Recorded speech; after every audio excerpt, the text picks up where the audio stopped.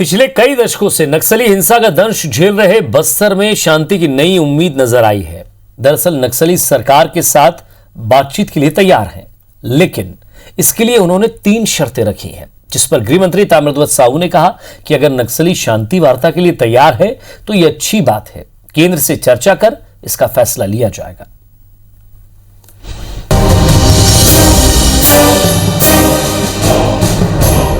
ये है वो 2 पन्ने का प्रेस नोट जिसे नक्सलियों के संगठन दंडकारण्य स्पेशल जोनल कमेटी ने जारी किया है। पत्र के जरिए नक्सलियों ने सरकार के सामने वार्ता का प्रस्ताव रखा, लेकिन इसके लिए संगठन की तरफ से 3 शर्तें रखी गईं। पहला, इलाके से सशस्त्र बल को हटाया जाए। दूसरा, माओवादी संगठन पर लगी पाबंदी हटाई जाए। और तीसरा, जेलों में कैद नक्सली नेताओं को निशर्त रिहा किया जाए। नक्सलियों का ये पत्र ऐसे वक्त में आया जब बस्तर में एंटी नक्सल ऑपरेशन जोर शोर से जारी है। वहीं सरकार की निगरानी में एक सिविल सोसाइटी का गठन किया गया है, जिसमें शुभ्रांशु चौधरी, मनीष कुंजाम और अरविंद नेताम समेत कई सामाजिक कार्यकर्ता शामिल हैं। हालांकि नक्सलियों ने सिविल सोसाइटी को सरकारी औजार की संज्ञा दी है। वहीं मुहिम को लीड कर रहे शुभ्रांशु चौधरी को भी पत्र के जरिए कॉरपोरेट का एजेंट बताया है। हालांकि शुभ्रांशु ने नक्सलियों की इस पहल का स्वागत किया है। ये खुशी की बात है कि माओवादियों ने जनता की जो मांग है, जनता चाहती है कि इस समस्या का समाधान बातचीत से हो, उसका सम्मान किया है। हमें आशा है कि दोनों पक्ष जनता की इच्छा, जो जनता की राजनीति करते हैं, कहते हैं, का सम्मान करते हुए कोई तरीका निकालेंगे और बातचीत शुरू होगी।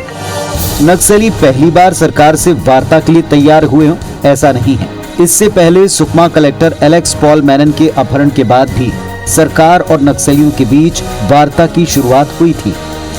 उस दौरान सरकार ने नक्सलियों की ओर से सुझाई गई कुछ शर्तों पर काम करने के लिए निर्मला बुच की अध्यक्षता में कमेटी बनाई थी। शांति वार्ता के लिए नक्सलियों के नए प्रस्ताव पर प्रदेश के गृह मंत्री ताम्रध्वज साहू ने कहा कि केंद्र से चर्चा करने के बाद इस पर कोई फैसला लिया जाएगा। अगर इस प्रकार का पत्र लिखे हैं तो उस पर एक बड़ी चीज़ है, इसलिए माननीय मुख्यमंत्री जी और केंद्र की सरकार, मैं समझता हूं, और माननीय मुख्यमंत्री जी और केंद्रीय गृह मंत्री और हमारे सभी विभाग के अधिकारी बैठकर उस पर चर्चा करके निर्णय लेंगे।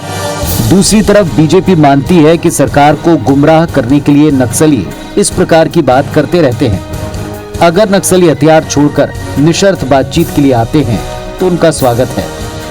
हथियार छोड़कर निशर्त वो बातचीत करते हैं तो बातचीत करने में कोई दिक्कत नहीं है, बातचीत करना चाहिए। उनकी शर्तों पर सरकार बातचीत करे, मतलब सरकार झुक रही है। और लगातार इस प्रकार का बीच बीच में हर 2, 4, 5 साल में इस प्रकार की बातें वो सरकार को गुमराह करने के लिए, सरकार के एक्शन को ढीला करने के लिए इस प्रकार की बातें करते रहते हैं। बहरहाल दशकों से नक्सल हिंसा का प्रमुख केंद्र रहा बस्तर, नक्सलियों के इस पहल के बाद क्या शांति के रास्ते पर आगे बढ़ेगा, ये बड़ा सवाल है। आखिर नक्सलियों की ओर से अभी ये प्रस्ताव क्यों आया? क्या फोर्स की लगातार मूवमेंट और एंटी नक्सल ऑपरेशन से बस्तर में नक्सली कमजोर पड़े हैं? सवाल ये भी, क्या शर्तों के साथ नक्सलियों से बातचीत करेगी सरकार? जाहिर है शांति वार्ता की पहल इस बार नक्सलियों की तरफ से है। ऐसे में आने वाले वक्त में सरकार इस पर क्या रुख अपनाती है, ये देखने वाली बात होगी। नरेश मिश्र, IBC 24, जगदलपुर।